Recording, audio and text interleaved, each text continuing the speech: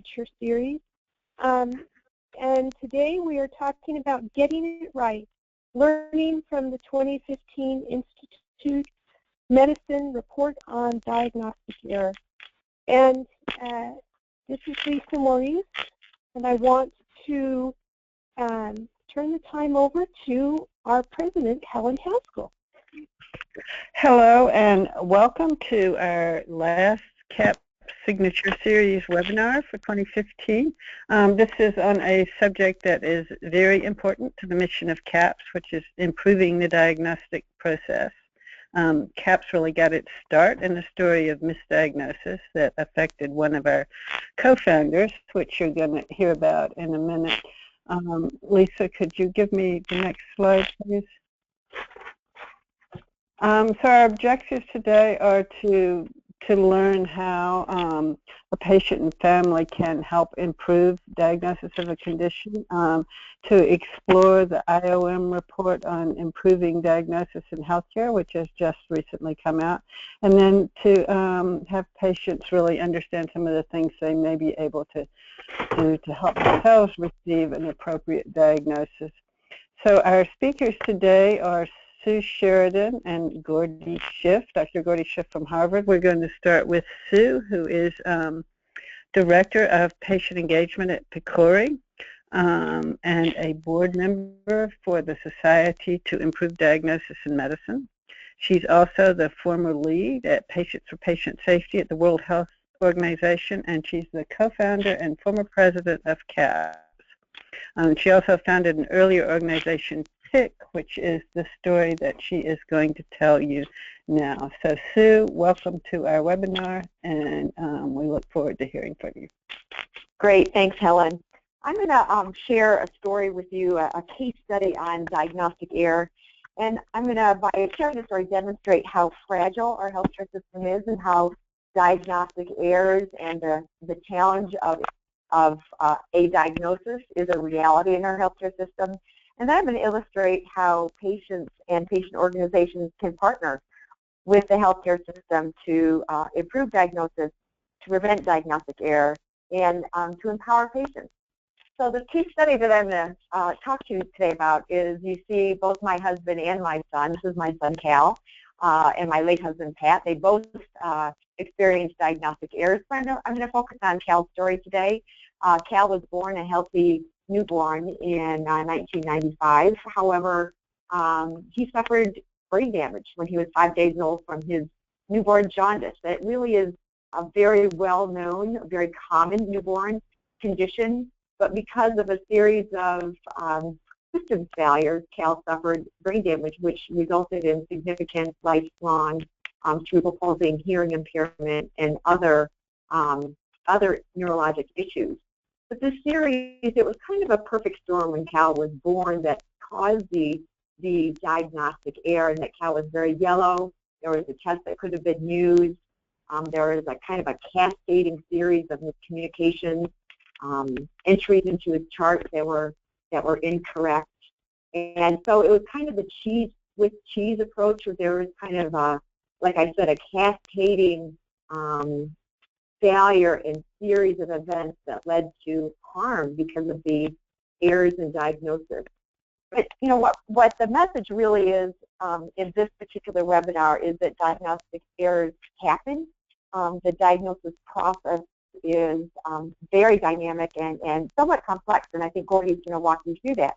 And I want you to see, this is my son Cal in 95. You can see in the picture that he was really quite yellow. He was noted to be yellow in the hospital when we took him to a pediatrician. He was noted to be yellow from head to toe, but the actual diagnostic testing that was available simply was never implemented. You can go to the next slide. So after Cal's brain injury, it became known that this was happening actually to babies all over the United States, and we really didn't know it. It was actually mothers who collected data, and we connected the dots with researchers and clinicians.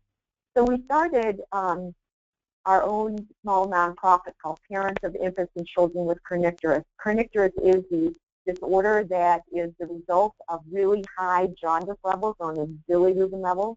In the early 1990s, there was a shift in how babies were cared from a blood test, an objective blood test, to visual assessment. So it went to a subjective test, and this put babies at risk. So this group of parents wanted to implement, really work with the very system that failed us and our children, and implement a universal bilirubin test, ensuring that all babies would get tested. So we first took a look at what was out there, what was the materials that equipped us and armed us to take care of our babies. So you can see the patient education materials at the time they weren't accurate, or the information in the prenatal books was simply absent about the dangers of jaundice. Next slide, please. And you can see in the next slide that, if you click it again, some material, the patient materials at the time back in the 90s didn't really accurately inform us about the dangers of jaundice and how we could be part of the diagnostic process. And you can see here that back then it said, if your baby has jaundice, do not be alarmed. And so this is what was, available to parents back in the early 90s. And so we, as a group of mothers and fathers, really wanted to set out to not only change the universal bilirubin standard of care and implement that, but we also wanted to accurately and honestly inform the parents of the risks and the opportunities for them to become empowered, informed parents. So we decided to partner with the very system, and we actually hosted a roundtable with 7 patients, and we invited the Joint Commission, CDC, the National Quality Forum, we invited NIH, professional organizations, and quite honestly, they all came, and it was reassuring that our very system, we had the opportunity to put in some changes, joined us in this initiative. So you can see here that the Joint Commission issued a Sentinel event alert to all hospitals in the United States about the importance of screening all babies for their jaundice.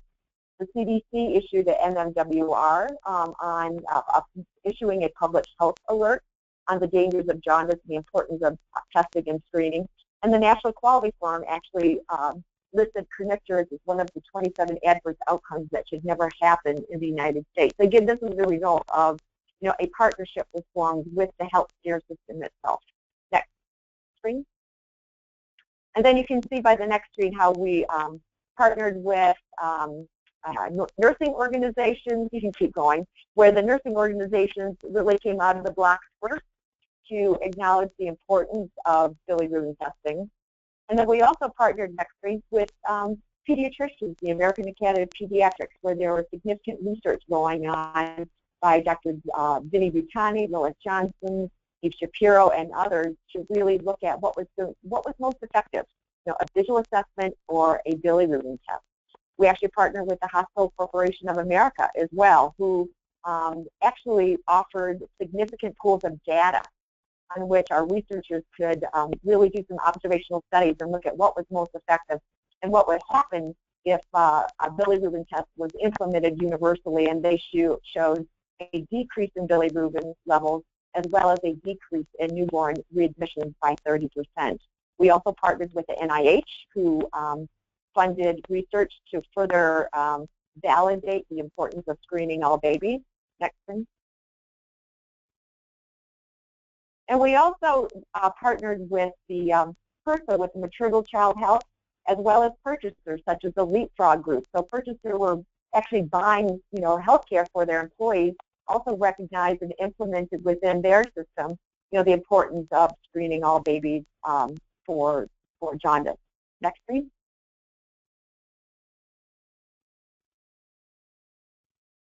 So we thought by working with the very healthcare system, implementing everything that I just mentioned, we kind of wove together the healthcare system to create what we thought was a safer healthcare system.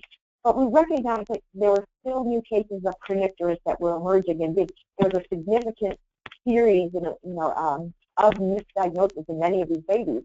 So we decided to go back and rethink our strategy, and we realized that we're engaged in the healthcare system, but we really weren't informing and equipping the mother and father community.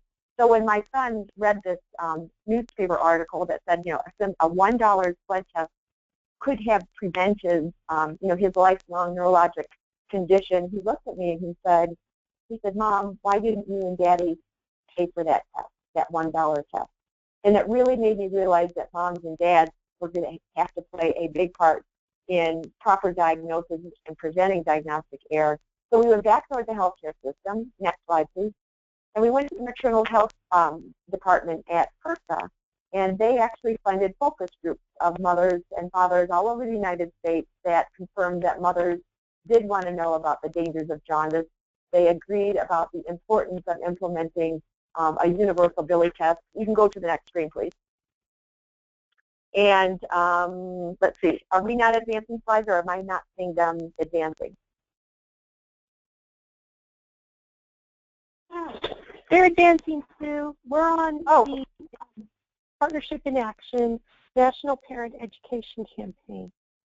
Okay, they're not advancing on my screen anymore. So I'm going to just continue the story, and maybe you can advance for what I'm telling you.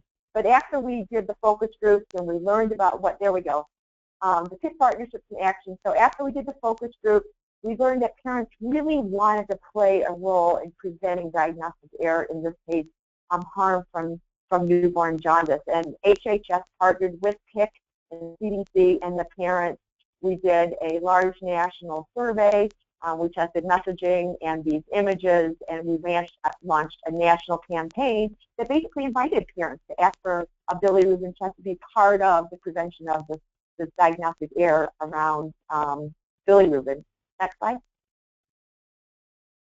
And so this campaign and this empowerment actually reached internationally in the United Kingdom with the Pan American Health Organization, with the WHO. We know some changes have taken place in Canada, in Mexico, in Argentina. Again, it was an effort, a partnership effort to engage parents, healthcare workers, healthcare systems, accreditors, researchers, and others, nursing and pediatric specialists, in an effort to really all contribute to an improved diagnosis and prevention of diagnostic error. So when we ask ourselves, next slide please, did we make a difference? We do know that readmissions went down dramatically, up to 30%, in at least 3 significant studies that were done here in the United States. And we worked very closely with the Centers of Disease Control to change and to update some of the most popular prenatal books to empower moms to be part of the diagnosis process, empower moms to ask the right questions to help prevent diagnostic error, and to demonstrate how a partnership, well, basically the story shares not only how fragile our system is, but how partnership can indeed play a significant role in our healthcare system in improving diagnosis and preventing diagnostic error. So at that point, I think my slides are done, and I will pass this back to Lisa.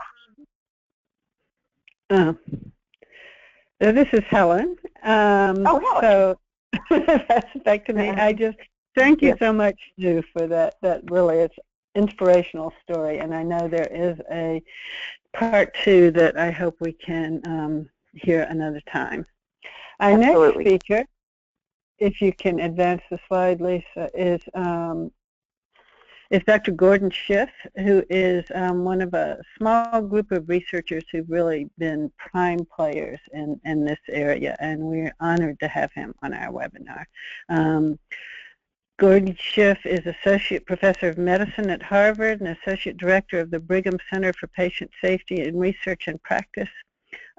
He's one of the founders of the Society to Improve Diagnosis in Medicine.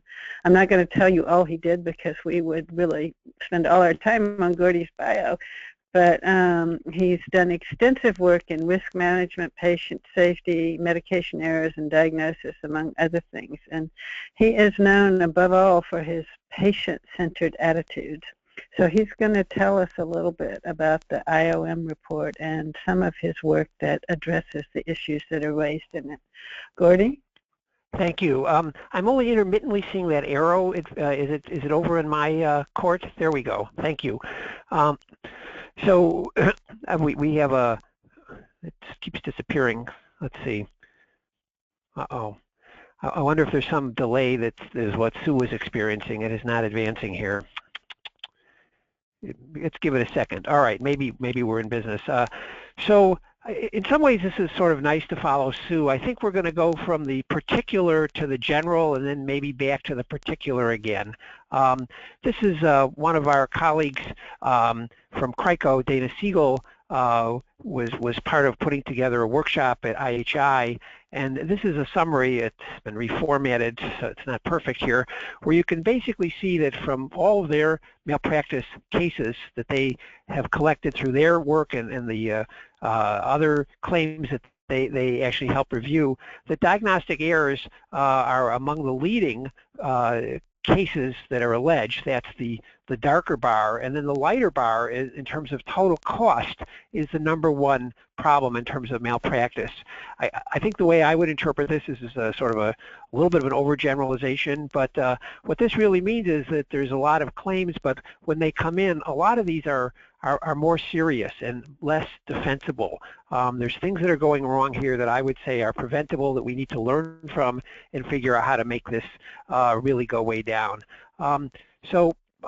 We're also working with another wonderful malpractice insurer, and you're going to hear about that further into my presentation, Coveris, and the fact that we've been collaborating here in Massachusetts and published some of that data about the primary care claims is really exciting just to see that degree of collaboration, which again, you're going to see some of the fruits of this here, and even more I'm going to tell you about what to expect.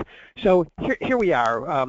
I think everybody knows these two historic reports. There is Human Crossing the Quality Chasm, and I would say in the vein of these reports, this brand new one we really think is hopefully going to be equally historic from the Institute of Medicine. And I've been asked to really weigh in, give people some flavor about the report.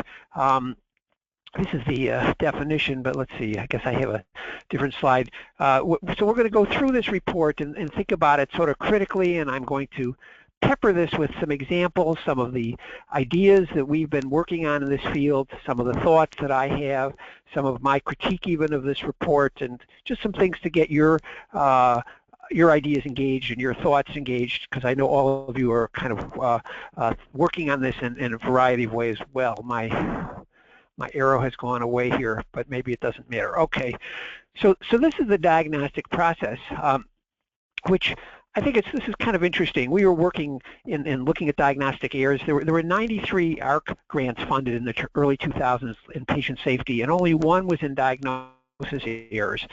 And what I realized very quickly once we started working on this, we were a small group in Chicago working at Cook County and University of Illinois, Rush, why we were the only ones crazy enough to wade out into this swamp. And I would actually call it a swamp. In this week's New England, this week's JAMA, there's an article that hopefully the reference will be circulated and you can see that. Two of the members of the IOM committee called it a jigsaw puzzle. So I think we're making progress. I think I'd rather be working with, rather than the mush of a swamp, with the sort of pieces of a jigsaw puzzle that we put together. Although what I think we would like to take it even further, to have this to be sort of a coherent picture instead of pieces of a puzzle, and even a lens to see larger problems of quality in your organization, and ultimately a lever to try to make improvements. So I guess I just thought of that little continuum, but we're really started back here in the swamp. We came up with a similar kind of diagram of the diagnostic process, and people like Tejal Gandhi were working in this, came up with this also, and then the IOM has validated that we really want to think of diagnosis as a process. It's not just something magical that's happening in the physician's head, but it really is a larger process. We have a way of understanding this that we've been trying to understand some of our cases, and I think in some ways there's a lot of different models, and the idea is not to push one versus another, but I find this helpful because certainly every time a diagnosis is missed or delayed does not necessarily mean something went wrong, that it's an error. Obviously it is definitely a missed or delayed diagnosis in those cases in terms of the original diagnosis being incorrect and the subsequent one being right. But the real question is whether something went wrong. Hardeep Singh refers these to opportunities for improvement. We call these diagnostic process failures. I guess an example one could think about is Linda McDougall, and I'm not violating her confidentiality, she's on the cover of Newsweek, woke up from her breast cancer surgery and the surgeon said, you don't have breast cancer. She had a bilateral mastectomy, and she said, oh, I'm so glad you got this all out, surgeon. And the surgeon said, no, we made a mistake. We switched your specimen, your pathology specimen, with another patient, we now realize. And so a diagnostic process failure happened. In my hospital, I bet today, in fact, we have data on this, dozens of times there's specimens that are switched. Obviously, they don't necessarily lead to a missed or delayed diagnosis. I may see somebody's sodium and says, this doesn't seem right, let's just repeat it. I'm not going to label them as hyponatremia. I'm certainly not going to take them to surgery and take off their breast, as what has happened to this patient. But you can see it's this intersection here where these come together, where things are really problematic, and hopefully we really want to work on avoiding that sort of harm. And again, we can come back to this model in terms of what cases you're seeing, trying to advance. There we go. So is this is a diagram that really, we talked a little bit about a swamp. We see diagnosis as something. Is it diagnosis a verb or a noun? Is it a process? Is it a label? And as you begin to think about it, and what do we mean by, is it the preliminary diagnosis was right or wrong? Is it the working diagnosis? Does it have a differential diagnosis, so somebody can have the right diagnosis in a list of 20 things? Does that mean it's a diagnosis error? Did they get it right or wrong? A syndromic diagnosis, so we're going to say somebody has sepsis but they don't get the right organism, or etiologic diagnosis where they try to get to the actual cause. A possible diagnosis, a problem on a problem list, is that a diagnosis? A tissue diagnosis, we tend to think of that as the gold standard. A computer diagnosis or EKG read.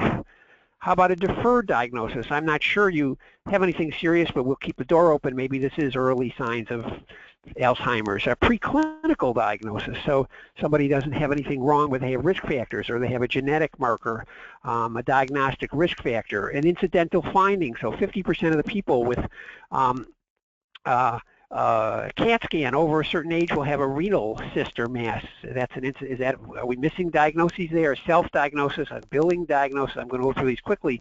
Telephone diagnosis. I was on call a couple weekends ago. I made 50 diagnoses over the phone. How many of these were right, wrong?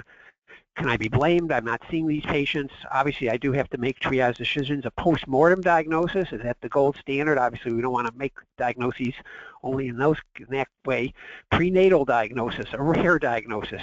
A difficult, challenging diagnosis. Maybe it's something someone could have done. An undiagnosed disease, contested diagnosis. There's a lot of diagnoses that people are not sure what they are. Chronic fatigue syndrome, which with a new name. An undisclosed diagnosis. A patient doesn't tell me they have HIV, so how can I correctly? Novel diagnosis. A futile diagnosis. Somebody's dying in the ICU of cancer and I don't make a certain diagnosis. And then here we have erroneous diagnosis. So this is sort of this list that I think tells us that even just putting our hands on what we mean by a diagnosis is just not easy, and we have to think about this. And to me, what it means is we have to really think of diagnosis as a conversation, an evolving process that we work together with the patient. So as we come to this IOM report, the things we'd like to do in the next few minutes are really to try to understand what their recommendations and dissect them a little bit and see how this translates into things maybe you would want to start doing in your organization.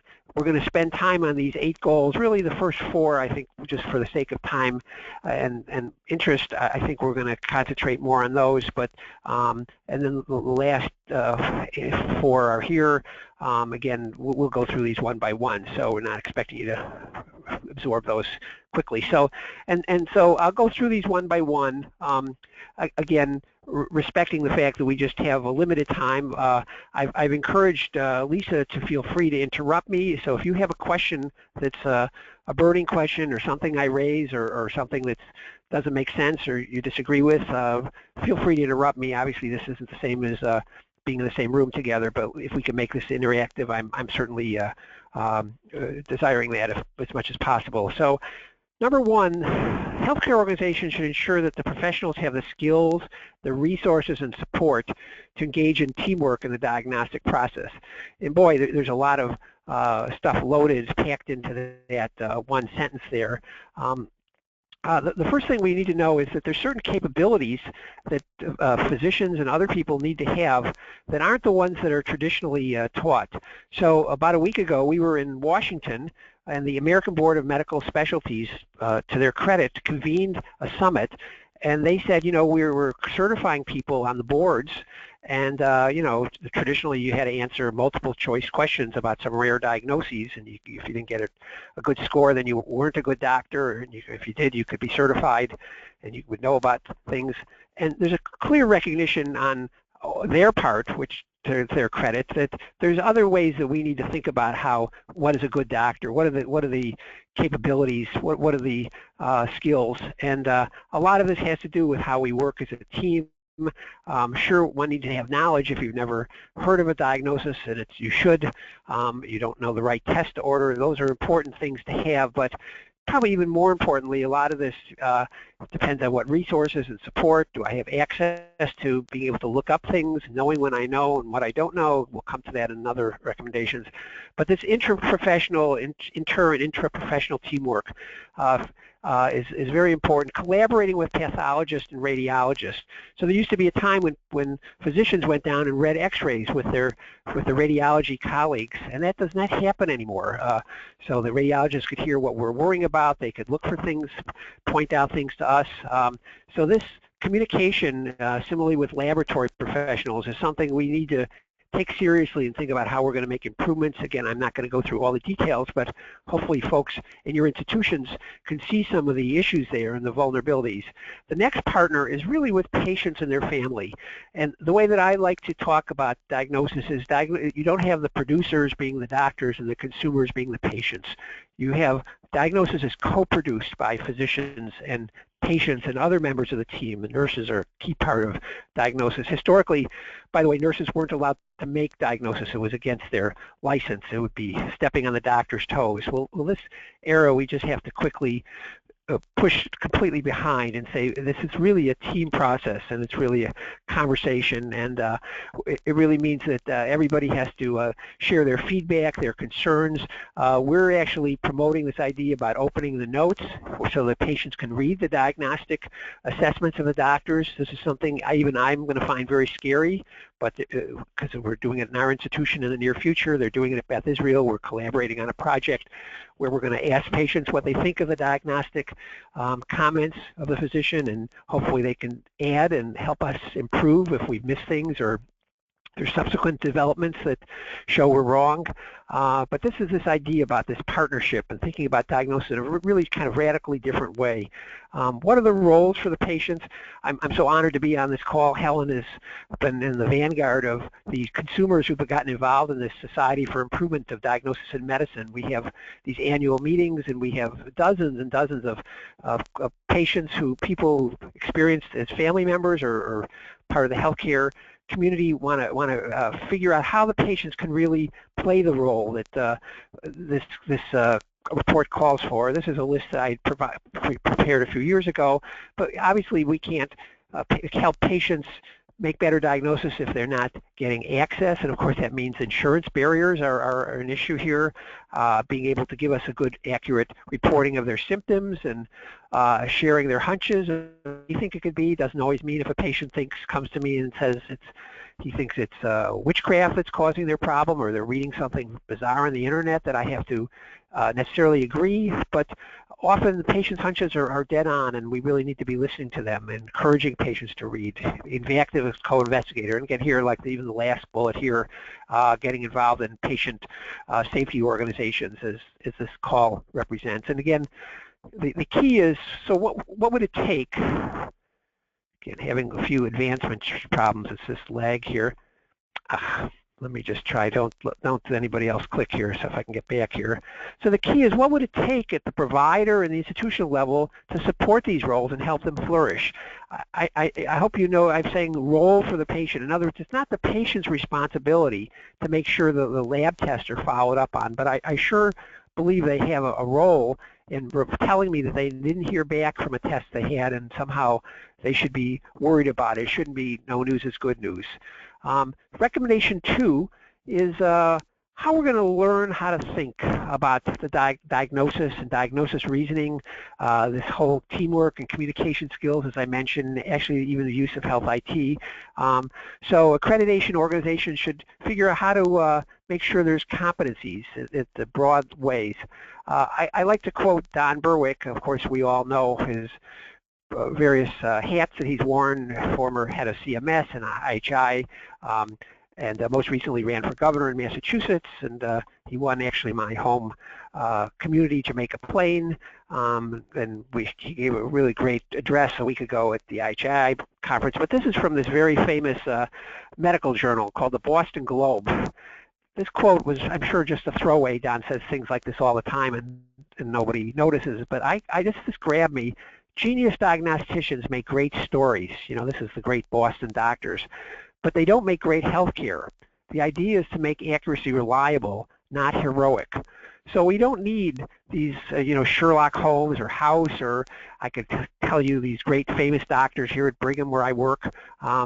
That's not what's going to make good healthcare, good diagnosis. It's really figuring out how to make reliability. So it doesn't matter who is the doctor that you're necessarily going to, that some of these processes are hardwired into the way we think about diagnosis. These are some of the diagnoses. So often we forget that a lot of the diagnoses, at least in terms of malpractice cases, are not rare esoteric things that are common every day.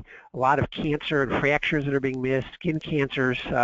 So these are the kinds of diagnoses where they're showing up in malpractice cases, and we'll talk a little bit more about that.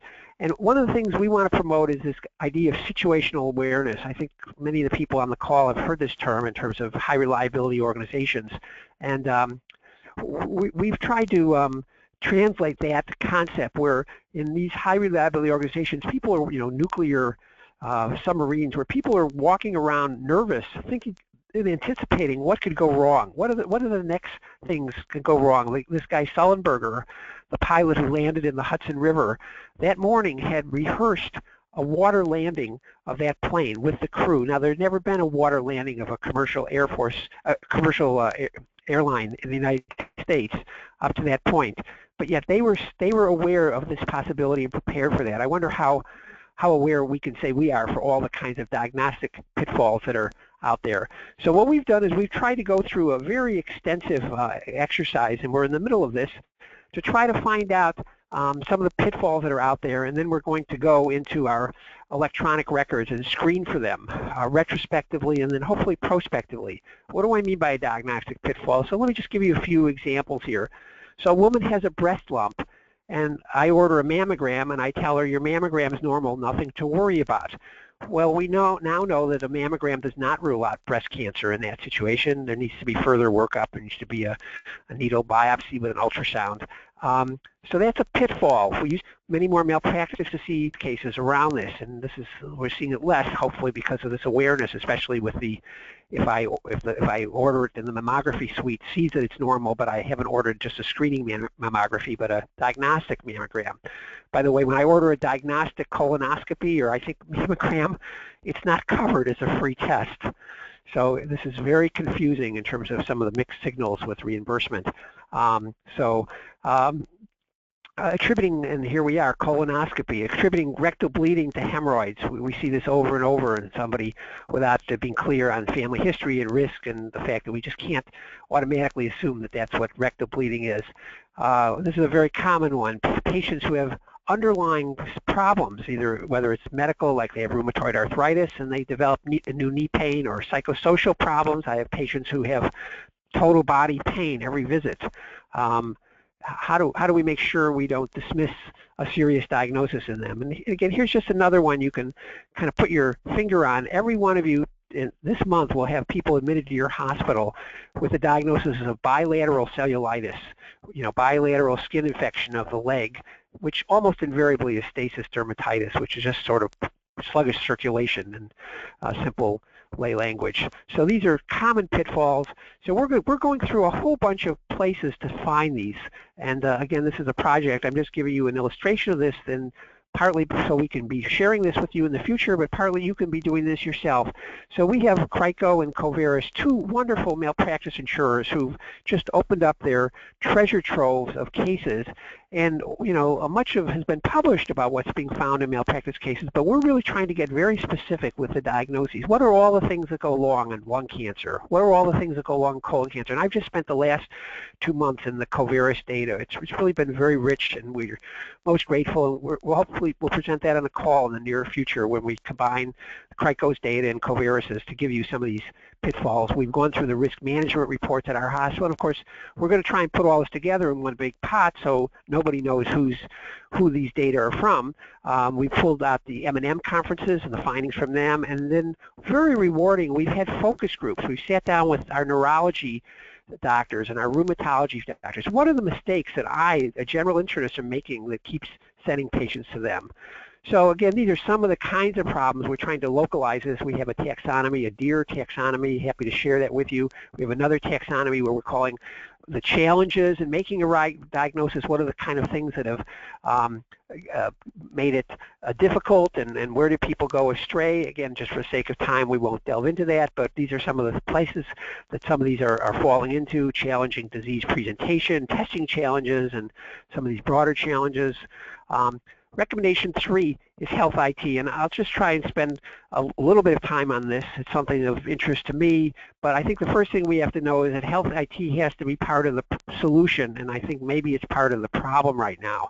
The lack of usability, the workflow problems, the inefficiencies, the copy and paste, these are all things that I think are getting in the way of good diagnosis and good diagnostic decision making. We've did a review of the literature recently with one of my colleagues, Rob Alcara. Again, this is freely available online, and we've come up with a taxonomy of where some of the IT tools and arenas reside that can really help us done right. So rather than just fixing some of the problems with the current system, thinking more proactively about what ways the health IT could be and should be helping us. And again, won't be going through each of these in too much detail, but one, tools that assist in information gathering to make it easier for me to get the questions screened for who's got a family history of colon cancer, that I can do this, or occupational history. This could all be gathered in advance. Cognition facilitation by enhancing the organization and display of information. All I can say is we're working with a new EMR here at Brigham, and oh my God, everything is just so confusing. Things are so at risk for getting lost. Even the flow sheet, I'm disoriented. It goes from oldest to newest, whereas I used to have newest to oldest. And so how can we be displaying information in a way that people are going to see the important things and not be lost with some of the distracting information? Aids to differential diagnosis, so things that can help me remember different things in differential diagnosis. So we shouldn't be relying just on my memory of what I learned in medical school 30 years ago to come up with a differential diagnosis, but these tools should be helping us. Again, not getting in the way, not putting a lot of extraneous information, but how to best use these, as we're really at our infancy, and even calculating how to weigh these diagnoses based on getting test results back, based on the sensitivity and specificity. We call this Bayes theorem. These calculations we don't do well in our head. How about picking the right test? I want to work up somebody for hemochromatosis because they have some findings suggesting that on their CBC. What's the right test for me to be ordering? And because we're doing a bad job with that, and this is where the lab could help interact with us, and especially programming this into some of the ordering process. Access to diagnostic information and guidelines. Obviously, hitting a button and seeing up-to-date discussion of hematuria. My residents are doing that all the time. Maybe that's a key. It is a key to better diagnosis, more thorough differential diagnosis. Tools to facilitate follow-up to make sure patients don't get lost or problems don't get lost. Tools to support early screening and detection. So who's due for the colonoscopy? Who's 3 years post-polyp removal and needs a repeat? We're going to have IT help us organize that. I'm not going to be able to do this on little post-it paper reminders to myself to call Mrs. Smith in 3 years. So tools to facilitate diagnostic collaborations, particularly where we can get quick real-time help from specialists and systems that actually help us understand our overall diagnostic performance. So we tried to put this together in an earlier New England Journal piece. Again, some of the same points we're making here, but let me just hit on a few. One is that really the EMR really should be giving us a way to get information very quickly that we weren't able to get before, and it's really have to figure out how to best do this. We think of clinical documentation as sort of the paperwork, you know, especially from a malpractice or billing point of view, as sort of a CYA. When the job is done, we sort of do the paperwork.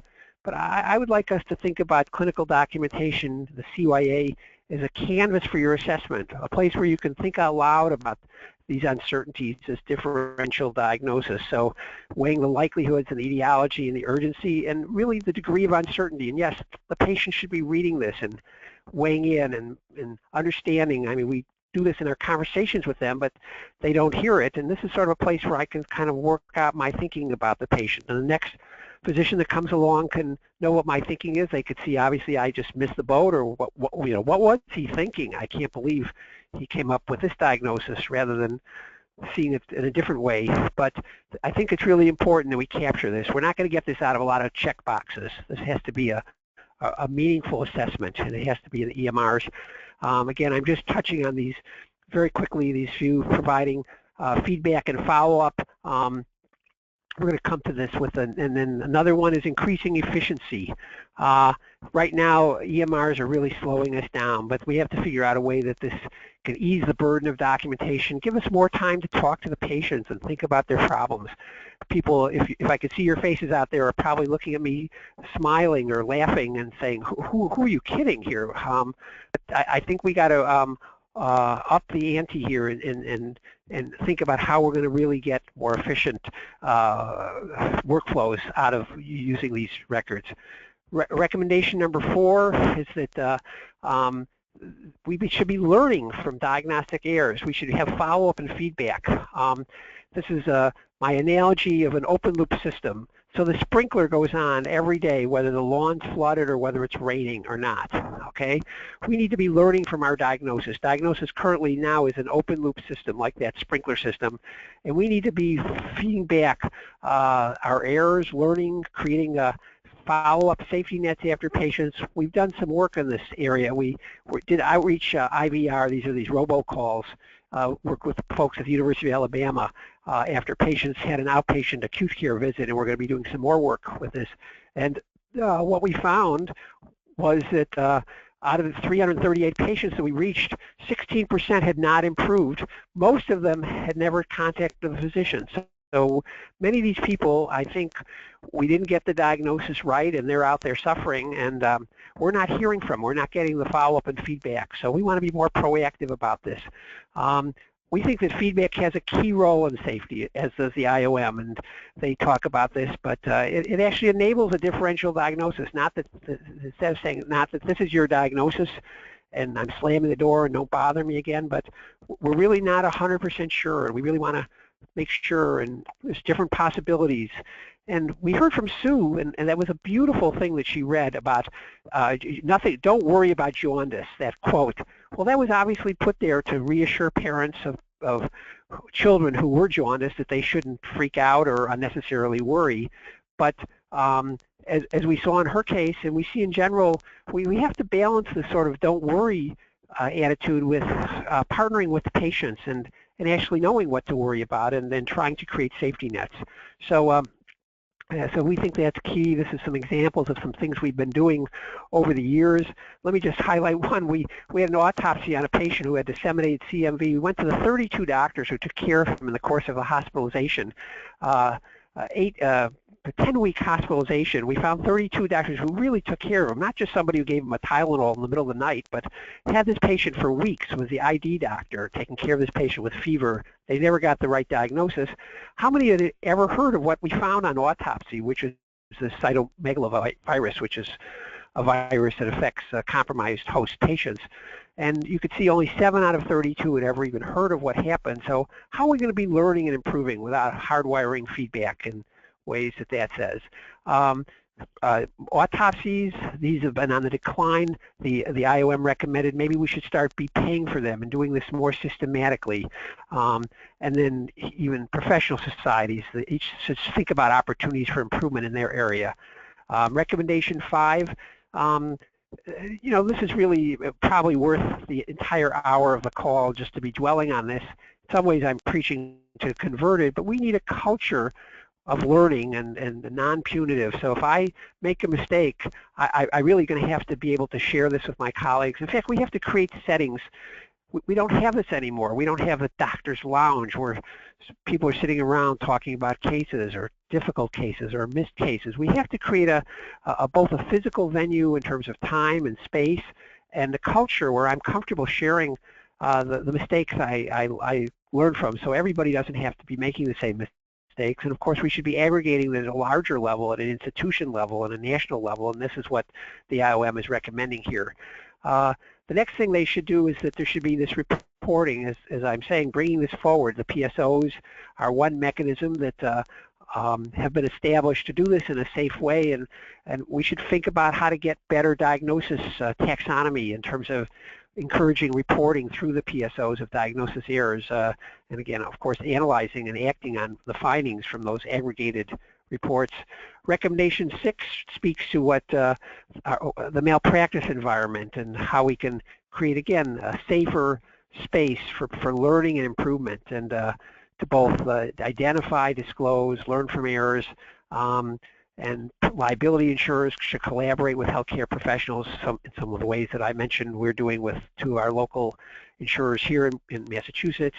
Recommendation 7 is sort of what are we going to do in terms of payment models. I mean, the first thing that I would say is we have to put in a payment diagnosis, and it's often just something we're putting in for a billing diagnosis. We need to bring this back.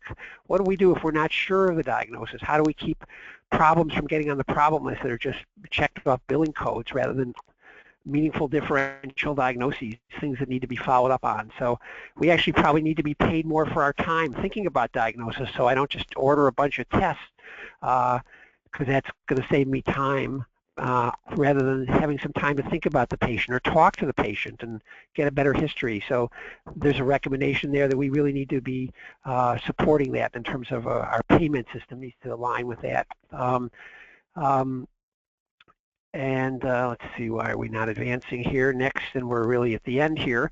So recommendation 8, that there needs to be better research, support for research. As I mentioned, we were only 1 out of 93 projects funded in diagnostic errors. There's very little, there's no NIH institute that's devoted to improving diagnosis. This is something that sort of falls between the cracks of a variety of different places, but again, the Institute of Medicine says that that's got to be rethought, and there has to be some formal research.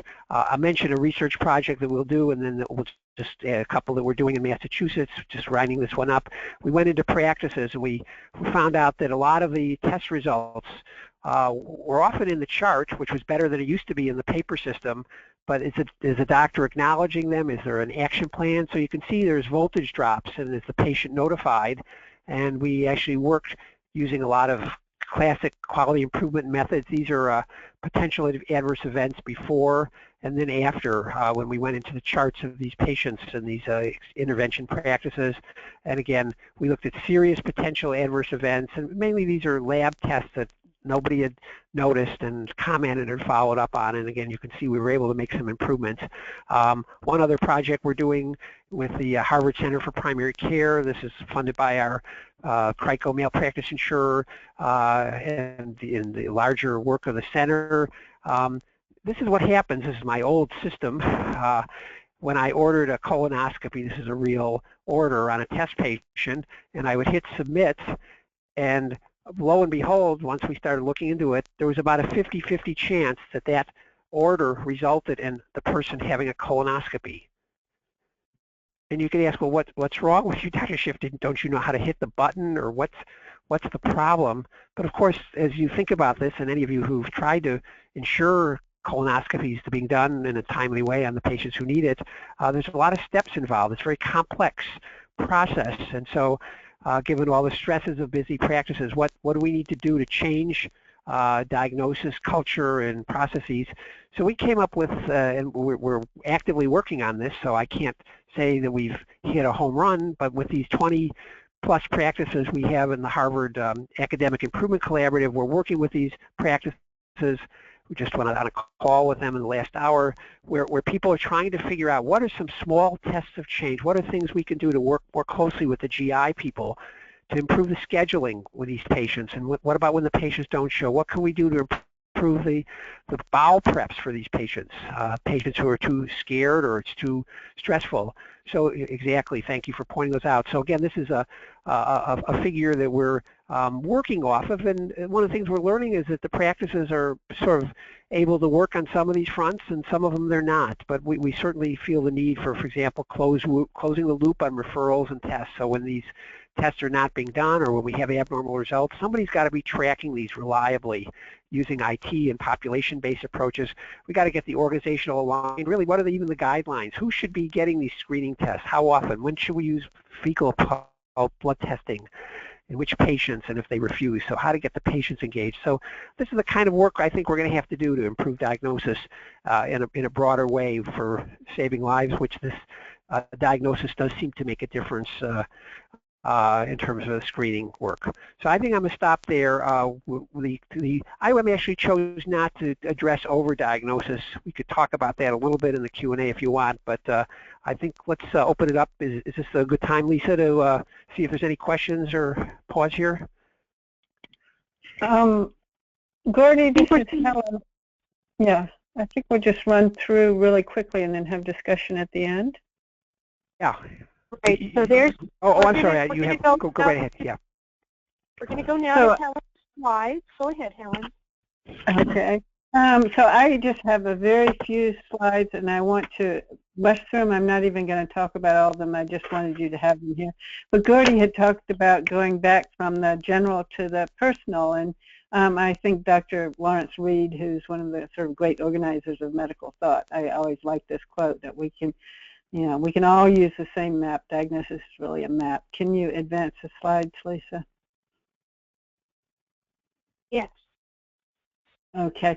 So these are just a few questions that I think people should be aware of to ask before an appointment. Most people probably know that. Go ahead to the next slide, Lisa.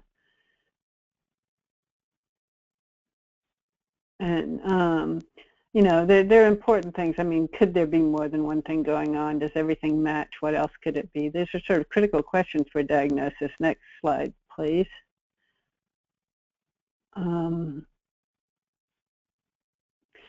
So I think communication is what it's about, and that really means organizing your thoughts for a patient because we have such a small amount of time. Next slide, please, Lisa. So these are just some tools that we like. So that the IOM report on the Improving Diagnosis page of the IOM, you can find these resources for patients and clinicians, which are very good. And then the Society of Improved Diagnosis in Medicine also has a patient's toolkit for diagnosis that is really a very good way to keep records on diagnosis and the information you need for diagnosis. Next slide, please.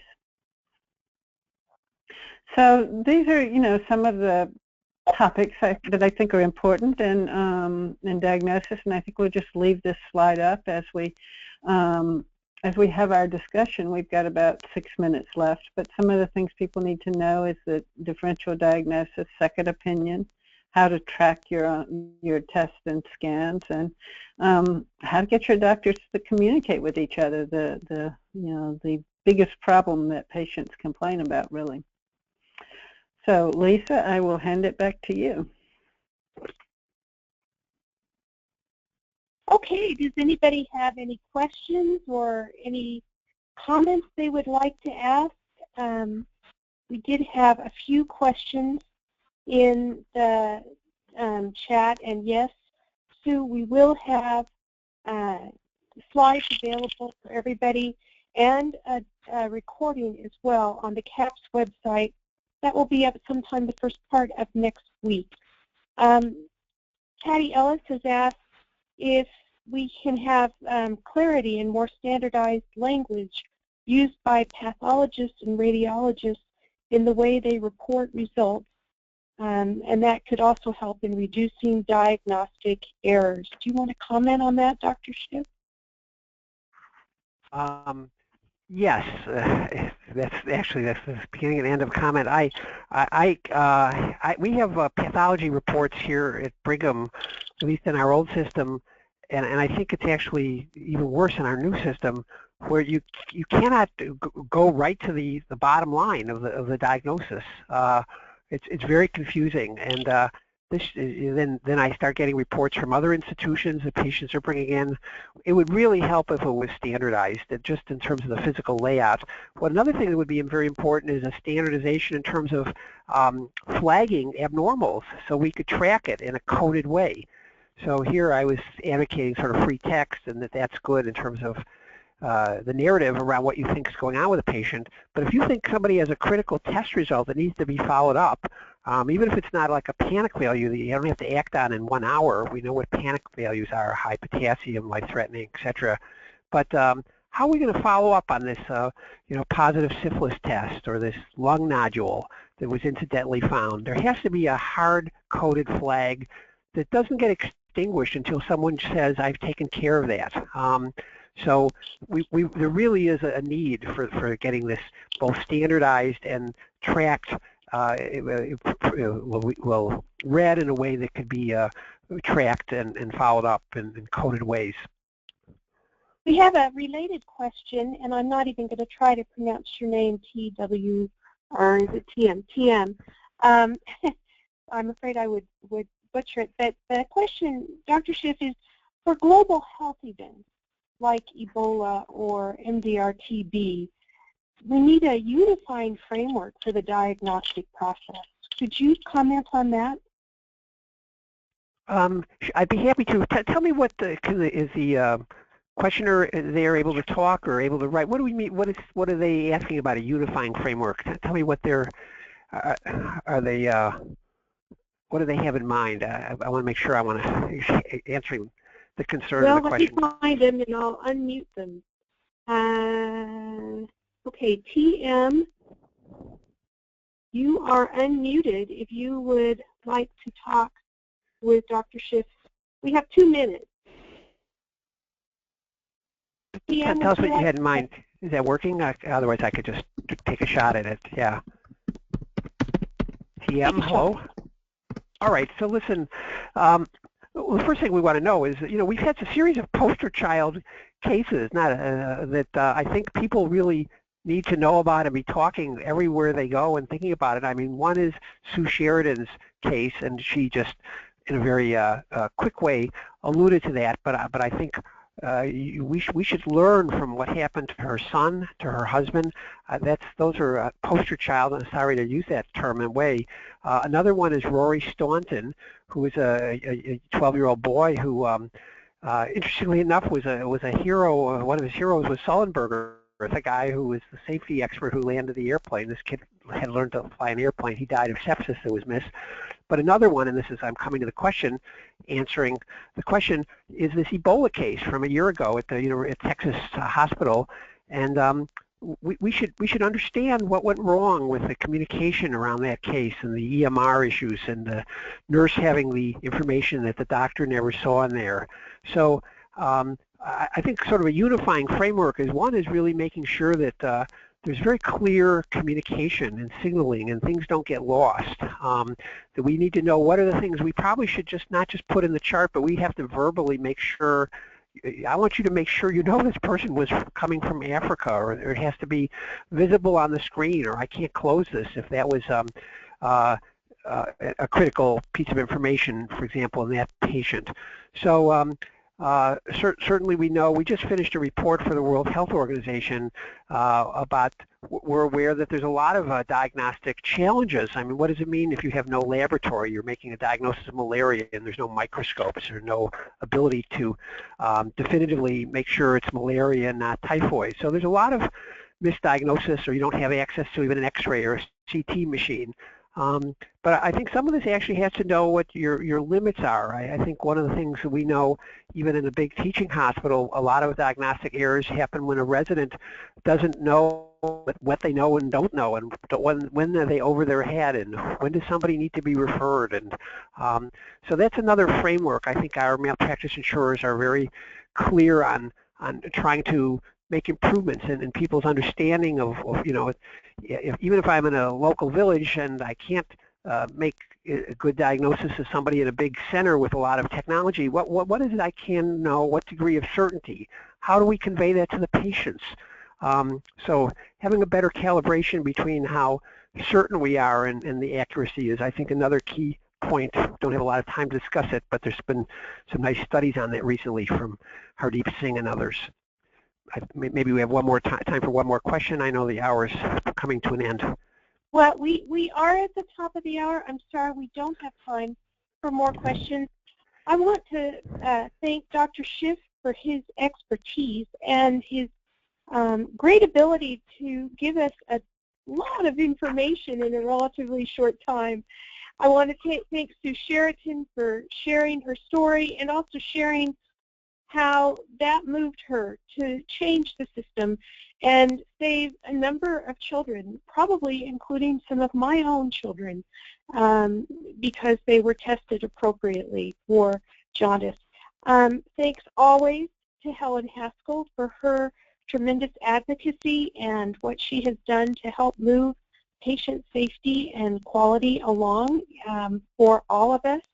And I'd like to thank everybody who's listening in today for tuning in.